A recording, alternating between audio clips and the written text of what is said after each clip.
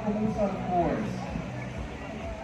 Marching in our frontliners in fire safety, emergency response, and disaster preparedness. And following them is the Bureau of Jail Management and Technology led by Jail Superintendent Henry Hilda B. Rivera, ensuring safe custody, rehabilitation, and humane treatment of The Army led by Lieutenant Colonel